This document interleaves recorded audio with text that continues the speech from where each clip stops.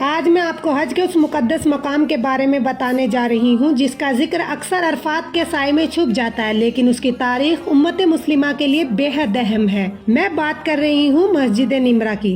سب سے پہلے اس کے نام کی بات کرتے ہیں۔ اس مسجد کا نام عرفات کے قریب موجود ایک چھوٹی پہاڑی جبل نمرہ کے نام پر رکھا گیا۔ آج لاکھوں لوگ اس مسجد کو دیکھتے ہیں، لیکن بہت کم لوگ جانتے ہیں کہ یہ وہ مقام ہے جہاں حجۃ الوداع کے دوران رسول اللہ صلی اللہ علیہ وسلم نے قیام فرمایا تھا۔ 9 ذی الحجہ یعنی 10 ہجری کا دن تھا۔ عرفات کا میدان انسانوں سے بھر چکا تھا، ہر طرف صرف لبیک اللہم لبیک کی صدائیں تھی۔ اس وقت نبی کریم صلی اللہ علیہ وسلم نے اسی جگہ پر ایک چمڑے کا خیمہ لگانے کا حکم دیا اور دوپہر تک یہی قیام فرمایا۔ پھر وہ لمحہ آیا جس نے تاریخ کا رخ بدل دیا۔ رسول اللہ صلی اللہ علیہ وسلم اپنی مقدس اونٹنی قصوہ پر سوار ہوئے اور امت کو وہ عظیم خطبہ دیا جسے آج ہم خطبہ حجۃ الوداع کے نام سے جانتے ہیں۔ یہی وہ خطبہ تھا جس میں تاجدار مدینہ محمد مصطفیٰ صلی اللہ علیہ وسلم نے انسانی برابری، عورتوں کے حقوق، امانت داری، انصاف اور امت کی رہنمائی کی بنیادی اصول بیان کیے۔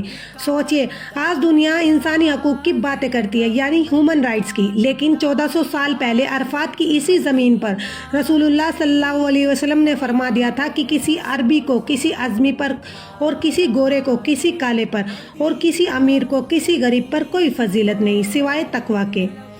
خطبے کے بعد نبی کریم صلی اللہ علیہ وسلم نے اسی مقام پر ایک اور اہم سنت ادا فرمائی۔ آپ صلی اللہ علیہ وسلم نے ظہر اور عصر کی نماز اسی مقام پر ایک ساتھ پڑھی۔ آج بھی ہر سال 9 ذی الحجہ کو دنیا بھر سے آئے لاکھوں حاجی اسی سنت پر عمل کرتے ہیں۔ مسجد نمرہ کی ایک اور حیرت انگیز بات ہے جسے بہت کم لوگ جانتے ہیں۔ اس مسجد کا اگلا حصہ وادی اونا میں ہے جو عرفات کی حد سے باہر مانا جاتا ہے، جبکہ اس کا پچھلا حصہ عرفات کی سیما کے اندر آتا ہے۔ یہی وجہ ہے کہ حاجیوں کو ہمیشہ بتایا جاتا ہے کہ وقوف عرفہ کے لیے صحیح سیما کے اندر رہنا ضروری ہے۔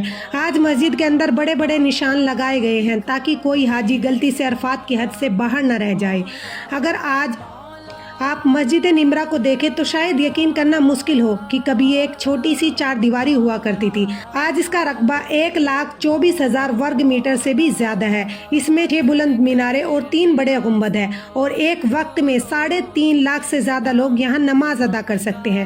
لیکن اس کی سب سے انوکھی بات یہ ہے، یہ مسجد سال کے 364 دن لگ بھگ خاموش رہتی ہے، یعنی بند رہتی ہے، اور صرف ایک دن، جی ہاں صرف ایک دن، 9 ذی الحجہ کو اس کے دروازے پوری دنیا کی حاجیوں کے لیے کھلتے ہیں۔ مجھے لگتا ہے کہ مسجد نمرہ ہمیں ایک بہت بڑا سبق دیتی ہے۔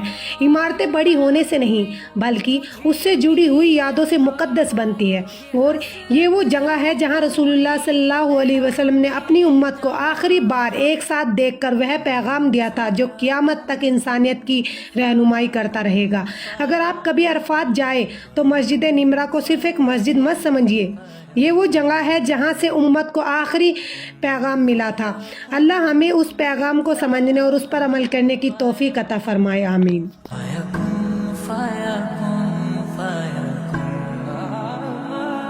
جب کہیں پہ کچھ نہیں بھی نہیں تھا، وہی تھا وہی تھا وہی تھا وہی تھا۔